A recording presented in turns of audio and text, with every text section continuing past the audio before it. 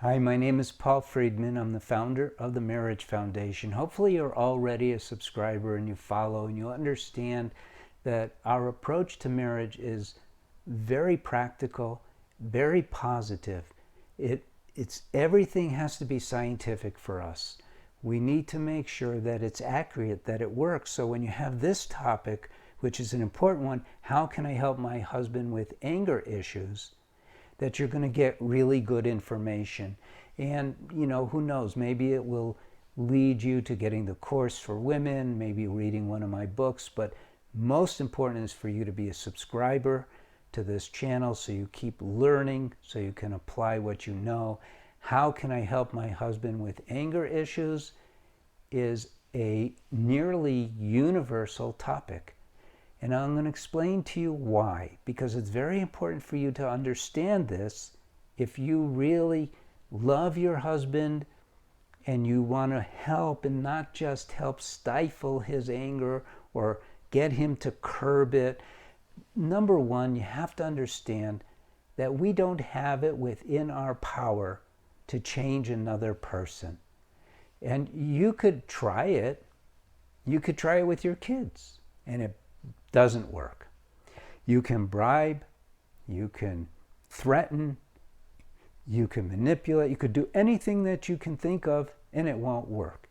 In fact, to change yourself, which, by the way, is really important, to learn how to master your mind is of critical importance.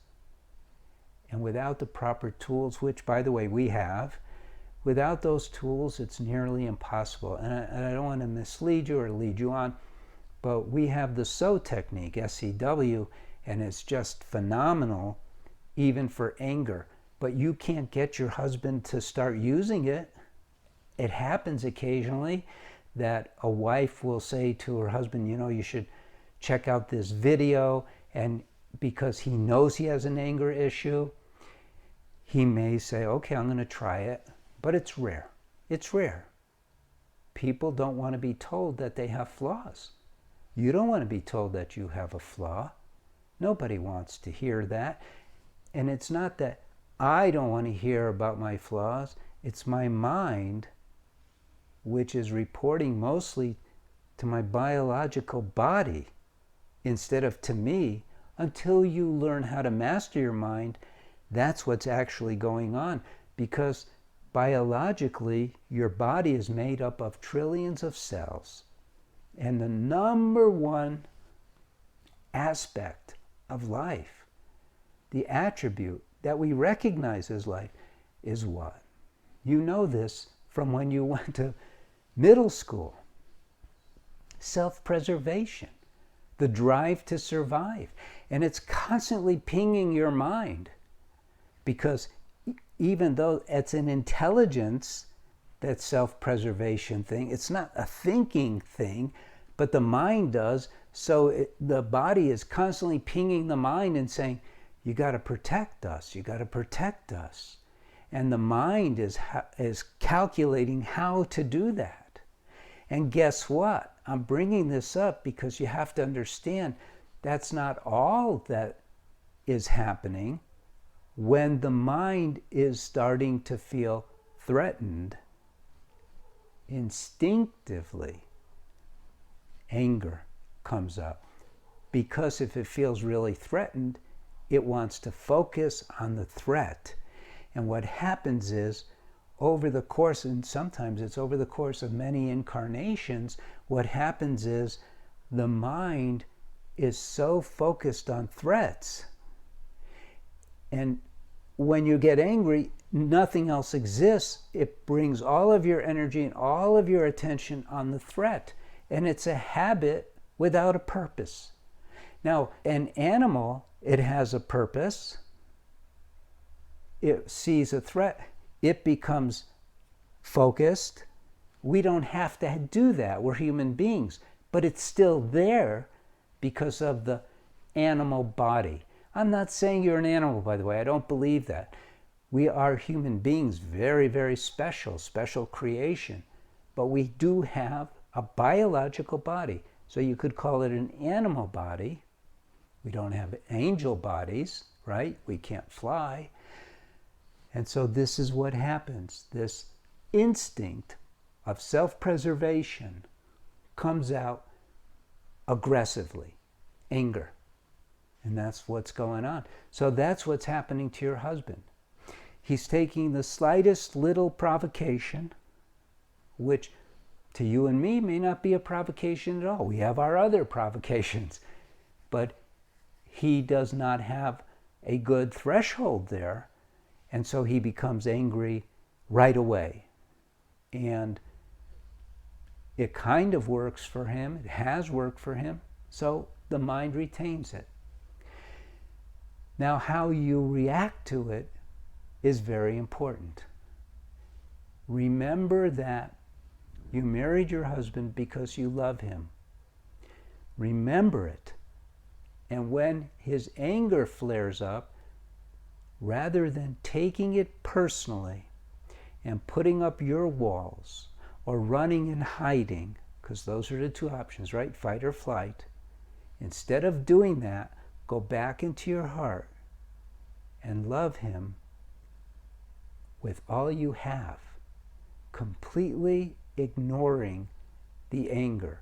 Now, that doesn't mean that you become stupid about it.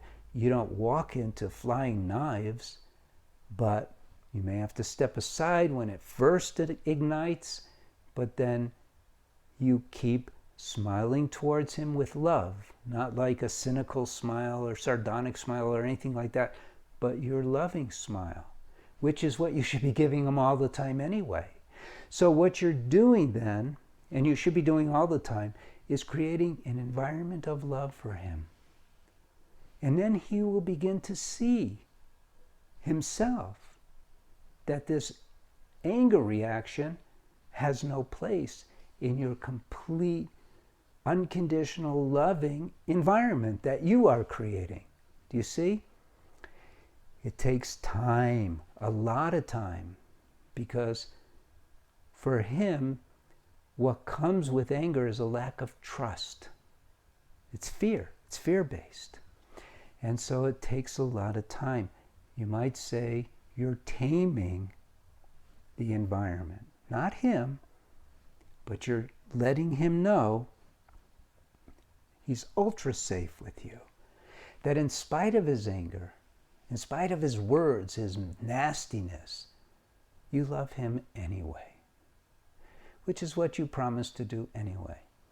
So that's it. That's how you do it. You're not going to help your husband with his anger issues. There's no way. But what you can do is soothe the environment completely. Now, it's not easy, what I'm suggesting.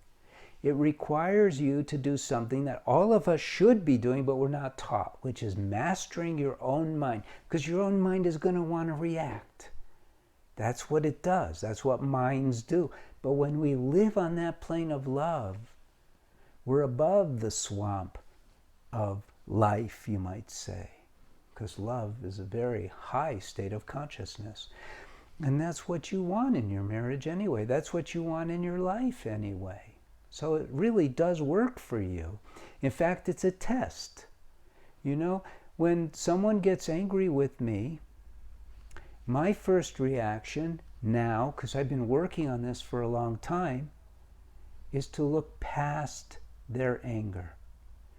And this works for me in all parts of my life, whether I'm being pulled over by a policeman who's just naturally angry, or whatever.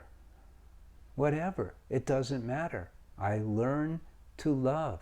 In fact, I have a little prayer. Lord, teach me to love as thou dost love, recognizing that God loves us all, unconditionally. And that's what I want too. But just for now, practice with your husband. And that's it. Now, I've been doing this for a long time. I'm Paul Friedman.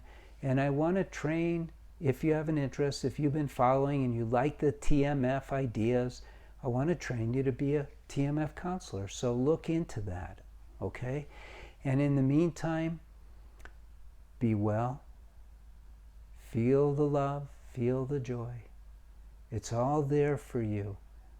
And I'm very grateful you showed up. I hope we see you again. God bless you, and take care.